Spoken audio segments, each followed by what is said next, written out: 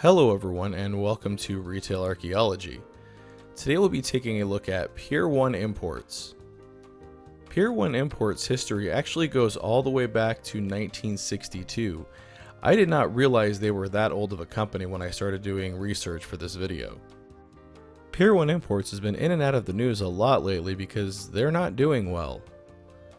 They reported a loss of $100.6 million for the second quarter of their fiscal year this year. And I have a feeling some of it has to do with things like this. There's a lamp here that's normally $139.99 and it's 20% off, which still means it's going to cost you $112. That's insane. Things are way too expensive in this store for the kind of people that are in the market for new home decor items now. It's just completely out of touch. But I guess they're trying to stay in touch here with the Grumpy Cat ripoff plate. To put in perspective how bad that $100.6 million loss is, around the same time last year they had reported a $51.1 million loss, so things seem to have gotten doubly bad for them in the last year. They also recently announced that they are willing to close up to 15% of their stores over the next year, which works out to over 140 locations of the around 950 that they have. They blame part of the loss on the fact that they've been clearancing a lot of things out of their store, and I believe their strategy is to start going for having higher margin items. I have a feeling this might be one of those higher margin items. This swinging chair is $429.99. And then when you look closer, it doesn't even come with the cushion. That's going to cost you another $70. Oh, you want the stand? That's going to be another $199.95. If you add all of that together, that entire chair setup costs $699.94. That's ridiculous for something like that. I have a feeling that has a very high markup. Now over here is their crystalware collection, and all of these goblets and cups and things range from $10 to $15 a piece. And if you ask me, that's a little high for this kind of stuff when you consider that you can get glasses that look just as nice at Target and Walmart, and I've even seen some decent things at dollar stores. Okay, I will admit these are kind of cool. I think Pier 1 might be in serious trouble. I'm not sure this strategy of clearancing out all your items in your stores at a loss and then trying to replace them with higher margin items is going to work. We'll have to see what happens in the next year. I think the next year is critical for them. I believe this first store we're looking at opened sometime around 1990. It's near Superstition Springs Center in Mesa, Arizona. And that mall opened in 1990, and from what I remember, that's right around the same time this Pier 1 opened. I'm very familiar with it. And I do have to say, I really do like the red tile all throughout the store. That just screams 90s to me, and I'm pretty sure it's original. And it's in pretty great shape, too. All of the Pier 1 stores that I've ever been to have always been very clean and very organized, if not a little bit cluttered, and the staff has always been super helpful too. So I think really the biggest problem they have right now is the stuff that they're selling at the price they're selling it at.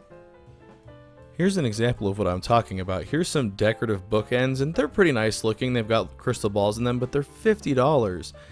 I guarantee you could find something just as nice at Target or maybe even Walmart for a lot less than that, and that seems to be where people are shopping for home decor stuff now. I don't know what I thought I was going to get by holding it up to the camera like this. Here's something else kind of interesting too. Here's the Magnolia Home Collection by Joanna Gaines, and if you watch HGTV at all, I'm sure you're familiar with Chip and Joanna Gaines.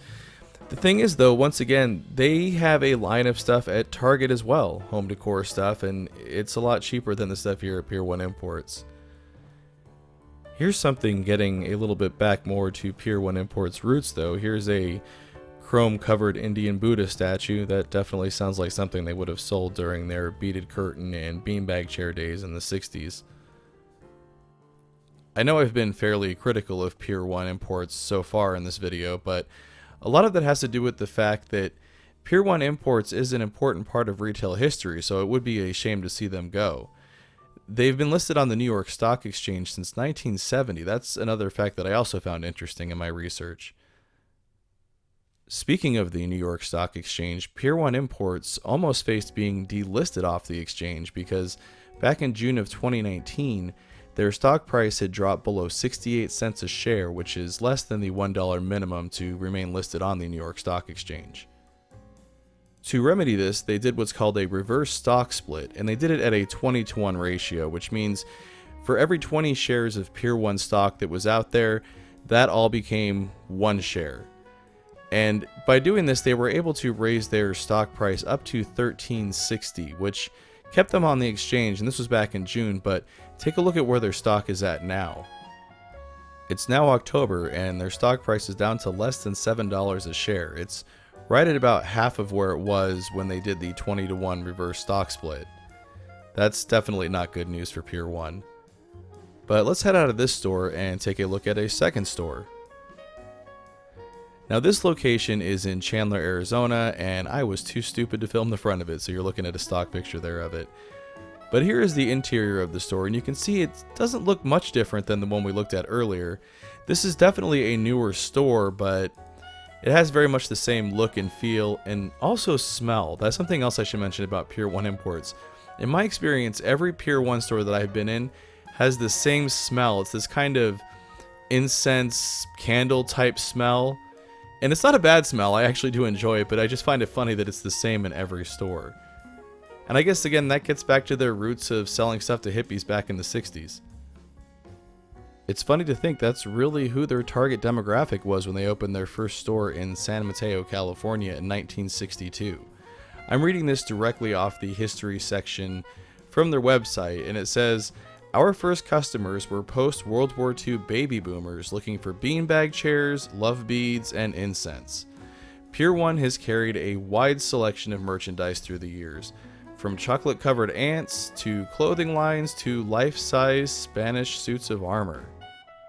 Now they sell giant farmhouse-style clocks." They really have changed who their target demographic is. I have to wonder where they would be at today if they stuck with being kind of the weird, quirky store. These displays are pretty interesting because they're actually a pretty efficient way to cram this much of this type of product into one corner of the store. But then when you look down the hallway to the bathroom, they're even using the wall in there to sell you fake flower wreaths. And that leads to probably what's one of my biggest complaints with this store is that it's very crammed full of product. It is organized and clean, but man, are the walkways narrow. Something I'm sure you've also noticed at this point is that there again is no customers in this store as well. This store was even less busy than the first one. Oh look, a Papasan Chair. That's actually something they did sell back in the 60s when they first opened. I don't really find them very comfortable though. I don't think I've ever been in a really busy Pier 1 import store before, but I don't remember them being this dead, and this one's near a very busy mall, so that's not a good sign for this location. Here's what I like to call the model home decor wall. I really do feel like I've seen all of this stuff in model homes before, but I don't think I've seen a whole lot of it in actual lived-in homes. Oh, I found it, the drink that somebody ditched in the middle of the dead store. Like I said earlier in the video, I feel like this next coming year is really going to be make it or break it for Pier 1 Imports. They've got to do something to get people back into their stores.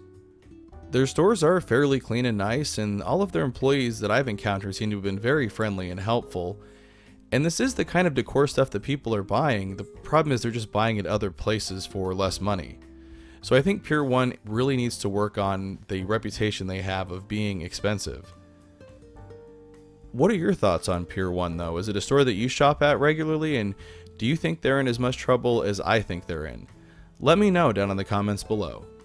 As always everyone, thanks for watching.